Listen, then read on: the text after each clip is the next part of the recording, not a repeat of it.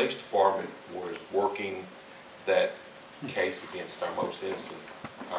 We had a mother that was brought to Station 2, and our firefighters delivered a baby girl at the same time.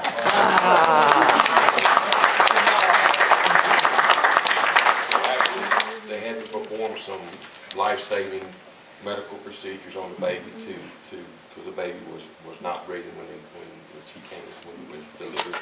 So last report, the mother and the baby's doing fine, but it goes as a chief, and it reminds me that, you know, while we're going about our daily routines on Sunday afternoons, a pretty Sunday afternoon, we got one department that's investigating a serious crime that they're working with, another municipality investigating a serious crime, and another department trying to do some life-saving measures, you know, on our most innocent. So, you know, those things, just like Inspector Coleman alluded to. I mean, yes, we're a small town, but you know, there's a lot of things that are going on, and we're trying our best to intercept those things and be it bad guys or the good guys, either one. So, you know, my hat's off to those guys yesterday for. I went by and talked to them, so they were at first were pretty shook up, but after they kind of settled down a little bit, you know, they were a good outcome to that, in spite of what happened yesterday too. So. Let's give all the firefighters.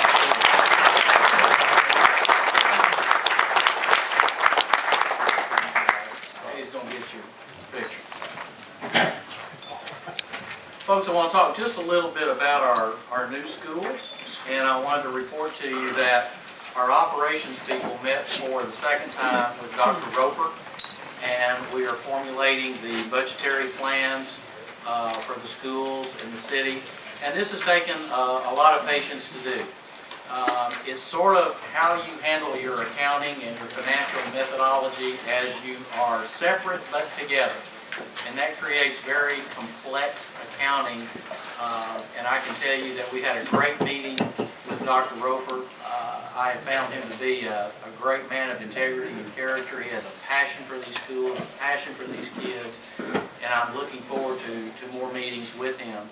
We have another meeting planned, if not this week, early next week, with the state controller, so that they can come and visit with us and talk with us to not only think about money transfers and the bank accounts and all of that, but really how you set those boundaries between the city and school boards and how they work together so that those boundaries are fully understood. And we are all in the process of doing that, and it's new to us, so just be patient, and all of us are working very, very well together in operations on both sides to make sure that all that's done appropriately and efficiently. However, I think we've got some good news tonight. I'm told that we may have a new logo that's been created, so I'm going to ask Greg Ritter to come up with all of his school board members that are here, and any employees from the school system. I don't know if Bruce or Sharon is here, but I'm going to ask Greg to come on up, Bruce. Come on, come on. Sharon, are you here? I can't see over this table half the time. I'm going to ask Greg to kind of speak to this logo and also tell us a little bit about what's going on in the school. Thank you, Mike, Mayor, Board of Aldermen. Thanks for having us tonight. It's tough act to follow what's going on at the fire department, but we'll do our best. Like Mike said, this is a new and exciting thing for us. And just want everybody to remember, keep it in perspective. Dr. Roper has not been on the job a month yet. His first day on the job was January 20th, and he hit the ground running. He's been to several meetings in Nashville, to Mike's point, meeting with the Department of Education to make sure that we're doing things right there. He's had several meetings here with Mike and John. He's had several meetings with the other superintendents of the other municipalities, because there are conversations on potential shared services. So he's done a lot of that. He's also met with our teachers in all our schools, and we have an intent form just like everybody else does with what the teachers plan to do. There is a teacher application for teachers that aren't in schools, in the 4 Millington schools yet, that should be coming out soon. Intent forms for students, they're already out. Those are in the process of going out, and we also have a meeting scheduled this Thursday at 6 o'clock at Lucy Baptist for parents of children who go to Lucy that are zoned for Millington schools. Part of that meeting has to do with just, I guess, good relations with Shelby County, not wanting to put out information in one of their schools, the schools that they're keeping. So we're having a separate meeting with them. He's also, Dr. Roper's also planning several meetings outside with, for instance, Woodstock, people that are towards Barrett Chapel. Those people that are in the reserve areas that that are zoned for us that aren't necessarily in Millington schools now. So those community meetings are planned. We're also hoping, keeping our fingers crossed, that this week we'll be able to launch our own website, which the logo has kind of been the driver behind that. So the girl that we hired wanted to have the logo first to try to build around that, and I think she's done a great job. We've seen the preliminary site right now, and it looks really good. She's done a really good job with that. We hope we can announce that later this week, and then we can transition the information that we have out there now from the city website onto our website, and so that'll be our one-stop shop for school news. I do want to thank Mike and the city for helping us as we get to this point with our website. They've done a great job in getting information out there. Ms. Wiggins has done a great job keeping that updated as we've had things to put out there. One other thing I need to mention is that the non-resident application is also out there, and that'll be up on the website soon. So that has hopefully set some things in motion so parents know kind of what the stance is, what things will be going, and they can make their plans.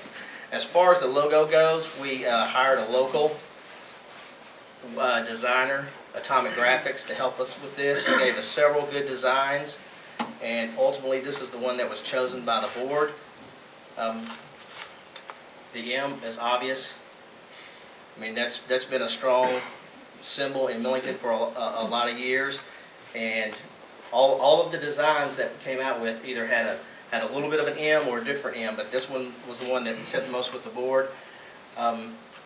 The 3 stars are inspired by the state of Tennessee flag, but rather than representing the grand divisions of the state of Tennessee, they represent 3 of the pillars of our school system: truth, leadership, and community. And one of the most important things is excellence in education. It's a piece of a tagline for one of our various lines that we have, excellence in education for all. So we shortened that a little bit, and we wanted that on there. And then the red, white, and blue, we're representing all schools in Millington. A lot of people have asked us, why is it not black and gold? Because ultimately the high school is the top level. But we wanted to make sure that we represented everybody, and what better colors than Flag City? We really wanted to tie in the Flag City of Millington as well as our military background. We thought the red, white, and blue would do that best. But one of the best things about this logo is that although this is the official logo, we do have several that we're not tied to these colors for the different schools. So there's some plans in work for that, and we've got them in different colors for the different schools, and they look really good.